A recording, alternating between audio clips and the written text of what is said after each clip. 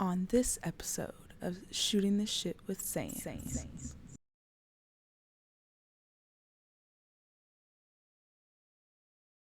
Pat Riley, tread lightly. You saw what Dwayne did. He gave you the bird and he left. Remember that. Certified lover boy, certified Mr. Run It Back. wop, wop, wop, wop, wop. Says fuck 'em up. Wop, wop, wop, wop, wop. Says fuck 'em up. Wop, wop, wop, wop, wop. Says fuck 'em up. Wop, wop, wop, wop, wop. I'ma do my stuff. Shooting the Shit with Saints. The free agency market. So we kick it off why we're quick, here. man. Yeah, we talked about Boston way too much, man. Let's move on. Already 8 minutes on Boston is fucking nasty. Yeah, that's disgusting. So you get the Dan Hurley rumors for the Lakers to start out. They're trying to take the show like they always do during the finals. Yep. Then we get Caruso gets traded to OKC, which I think is a massive move. People worried about the future of that team from that position in particular, and that player is just not smart, in my opinion. That's like amateur basketball opinions. Like, yo, they're ruining their future. Dog, you got a 30-year-old superstar. You got Chet Holmgren, who's an upcoming star. Jalen Williams is looking like he could be a legit 25-point-per-game scorer every single year of his career. Like, there's more to look at that roster than just like, oh, my God, what could Giddey develop into? And then you get the J.J. Redick hiring. So we're going to start with the Caruso trade. How the fuck did the Bulls not get a pick? Sometimes you see all the time. You see armchair GMs on Twitter, right? Like, we swear we can do a better job. But the Bulls front office, you could hire anybody who has watched like a lick of basketball, Ever. put them in his seat, and they could have made a better deal for Chicago than what Arturis, whatever they call him, I don't know, AK for short. He's got a crazy last name, the GM, but like the tweets, man, like you got the team that's flush with more picks than arguably anyone in NBA history, probably first rounders. Like, Dude, there's no way to keep track. I could probably pull it up and I'd have to scroll down to hit all their capital. a couple times. And like, Shea's 25 too. So like, he's got some time, bro. Like, he feels a lot older because he's been at it a while, but I didn't mean 30-year-old superstar, by the way. That's my fault. I meant Caruso's only 30. I switched it up. And Caruso is 30, which is like, I don't know, older and like for Derek his White's role, 20. He can play forever in that role. That's what I'm saying. Derek White's 29. Like, guys like that and you see what Derek White, a couple years back in 22, I think he did not look comfortable shooting. No, he was a shell of what he was now. Yeah, and so there was some sort of confidence flip in the offseason for him. He shaved his head. Like, you're not worried about that hairline, bro. I'm not even bullshitting. No, that shit'll open you up. I don't want to be a body language headband. I don't want to be a body language doc, but he does seem like a guy who like confidence sort of wanes. Like, here, maybe he's got some insecurity. Yes, this shit goes deeper. I'm not bullshit. I swear, this shit goes deeper than basketball. So some new like, okay, let's let that go. Like, I'm not gonna say his, the bald head, stop caring factor translated. It made him a champion, bro. Yeah, he started to let it fly, and he's a 40% shooter. And Caruso, like, to tie it into Caruso, they're very similar to me. I think Derek White's got more off the bounce juice, probably, like a little bit more creation. Absolutely. But I think Caruso shot 41% this year from three. Career high, I think, correct me if I'm wrong, in attempts. I think he got up over 5 a game, which is like good volume for a role player on a team that doesn't have good spacing. Yeah. And, we all watched the OKC Dallas series. I feel like people forget, like, you go through the runs and you see the games played, right? And like, when people are predicting series, they never predict a sweep. When you think a sweep is happening, you say it's in 5, right? Like, you always tack on that, oh, they'll get 1. So, like, when you win in 6 and you go back and look at a series, it kind of looks like they handled it. But they were that SGA foul on PJ Washington in that corner 3 in game 6 from taking this shit back in game 7 to OKC. Like, they were Dallas's toughest series, I thought, all playoffs besides Boston. They were. And they got nothing. Like, I think they had something crazy, like 40% shooters throughout the year from 3. Yep.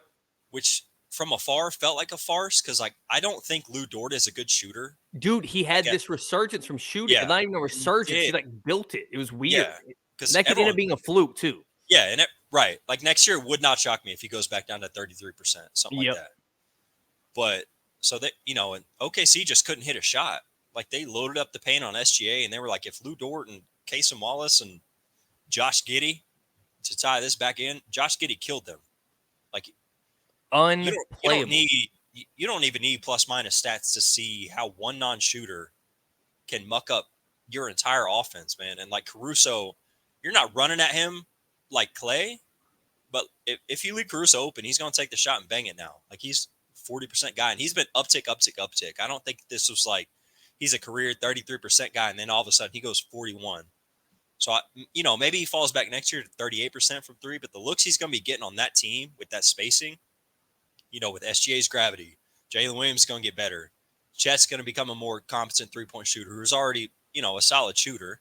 I'm not going to call him KP, but like he's a stretch five. So like that just unlocks them and Giddey was also a turnstile. He's a traffic cone on defense.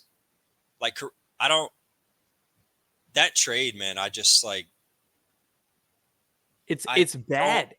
Another that's thing, a home run for OKC. That's going to drastically change their team, man. The whole dude, you would think from the rumors that they were going to get a Donovan Mitchell package for Caruso. It was kind of nuts when you saw that shit. It's like, they denied 4 first rounders.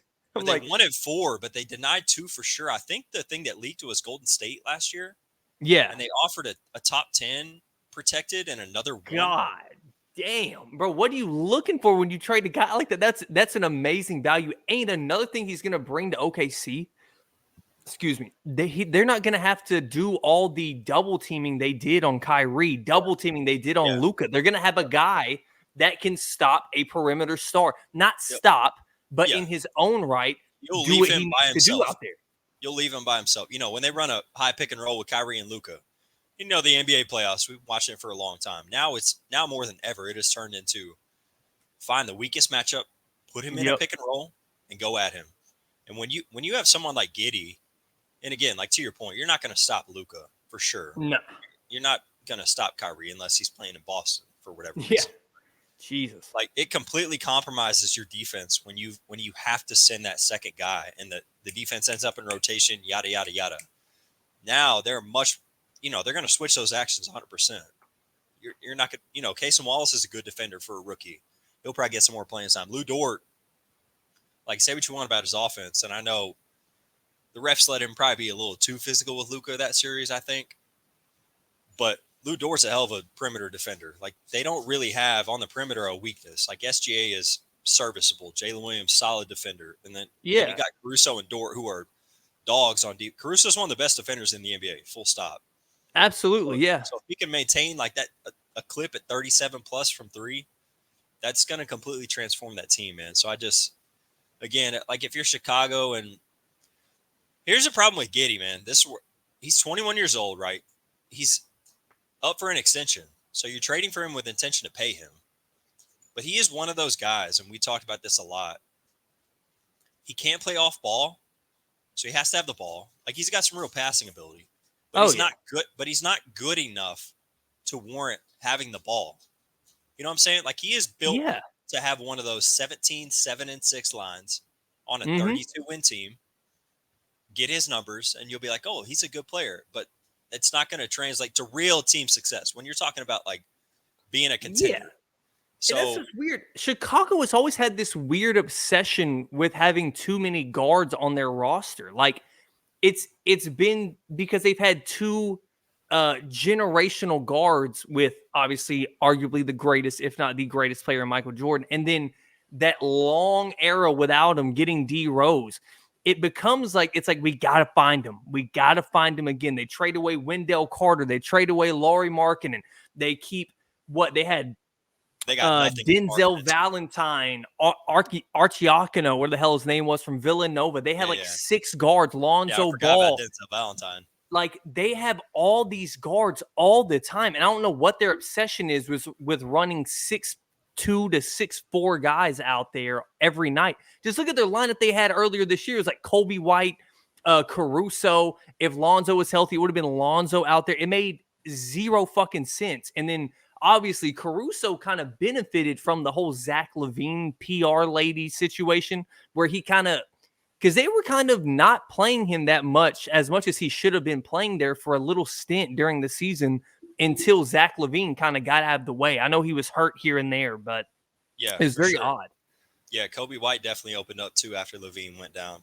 Exactly. He got to do it. Me and you have been on Kobe White. I just think he's like, I'm not saying he is what he is or is what he was this season, but to me, he is a perfect 6-man point guard where he's like a good ball handler, decent enough playmaker, has some like pop to his offensive game where he can get you like 15, 16 out of nowhere. I like Kobe White's game a lot.